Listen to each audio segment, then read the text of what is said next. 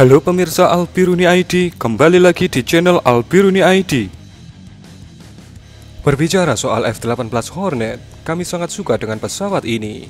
Ada banyak pesawat yang kami sukai, tapi untuk Hornet, satu fitur yang membuat kami menyukainya, yaitu pesawat ini dapat mengisi ulang bahan bakar pesawat lain di udara. Ini menjadi nilai tersendiri bagi kami, di mana ketika pesawat yang dioperasikan dari atas kapal induk menitik beratkan kepada bobot yang ringan, Hornet masih bisa berinovasi dengan memiliki fitur air refueling semacam itu. Tapi bukan itu fokus pembahasan kita kali ini, melainkan mengenai FA-18D Hornet milik Malaysia. Di kawasan ASEAN, hanya Malaysia yang mengoperasikan Hornet, tapi jika dilebarkan ke kawasan Indo-Pasifik, maka juga akan ada Australia yang juga mengoperasikan Hornet. Kembali ke Malaysia, mantan Perdana Menteri Malaysia, Mahathir Mohamad, belum lama ini membuat pernyataan yang menghebohkan. Meski dari inti pernyataannya sudah menjadi rahasia umum, namun ini pertama kali tokoh negeri jiran mengungkapkan keluh kesahnya pada jet tempur buatan Amerika Serikat. Yang dimaksud Mahathir Mohamad adalah FA-18D Hornet. Jet tempur yang dioperasikan Tentara Udara Diraja Malaysia atau TUDM itu memang disebut cukup tangguh. Namun, syarat dan ketentuan operasional yang terlalu ditentukan oleh kebijakan Amerika yang menjadi masalahnya. Seperti halnya nasib yang dialami oleh jet tempur F-16 TNI AU, Malaysia pun ternyata mengalami hal serupa, yaitu FA-18D Hornet mereka tidak dapat digunakan untuk berperang tanpa izin dari Washington.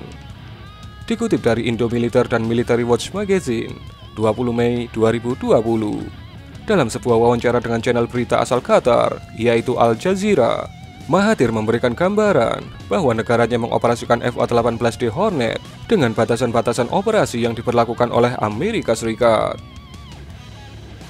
Mahathir mencatat tentang ketentuan yang diberlakukan oleh Amerika yang tidak menyediakan source code. Artinya, kami tidak dapat memprogram pesawat tempur untuk misi serangan terhadap negara lain. Hal itu bisa saja dilakukan bila pihak Amerika menyelesaikan sistem pemrograman, ujar Mahathir.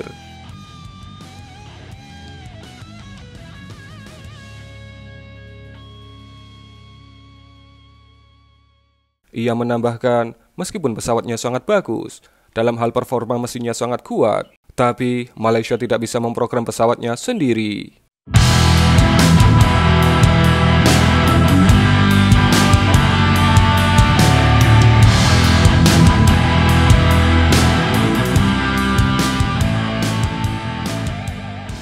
Malaysia harus merujuk ke Amerika Serikat untuk menempatkan program untuk serangan di negara asing misalnya.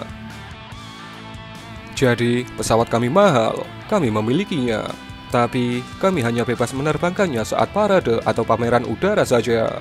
Kami tidak dapat menggunakannya untuk melawan negara lain, karena kami tidak mendapatkan source code-nya, tegas Mahathir.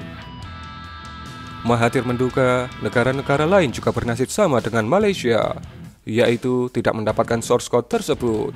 Pun untuk pembelian amunisi harus mendapatkan persetujuan dari pemerintah Amerika.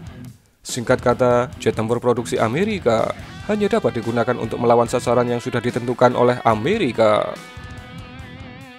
Pernyataan Mahathir memiliki implikasi yang cukup besar, mengingat Malaysia saat ini sedang mempertimbangkan untuk membeli jet tempur generasi baru untuk menggantikan FA-18D Hornet, MiG-29N Fulcrum, dan jika memungkinkan, Sukhoi Su-30 MKM. Kuala Lumpur sebelumnya telah menunjukkan minat pada jet tempur MiG-35 dan Su-57.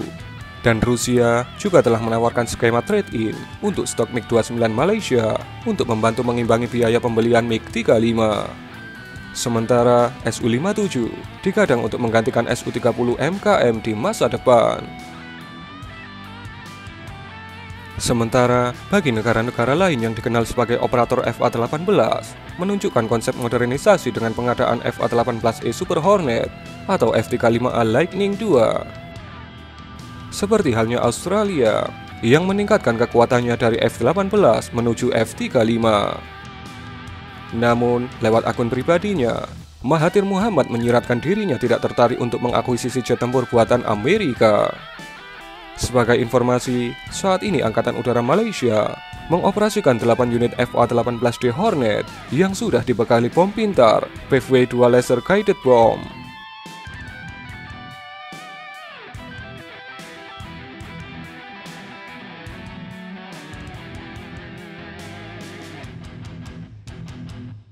Harga dari F-18 Hornet Malaysia sendiri tidak bisa dibilang murah. Per unitnya diperkirakan berharga sekitar 29 juta dolar atau sekitar 427 miliar rupiah.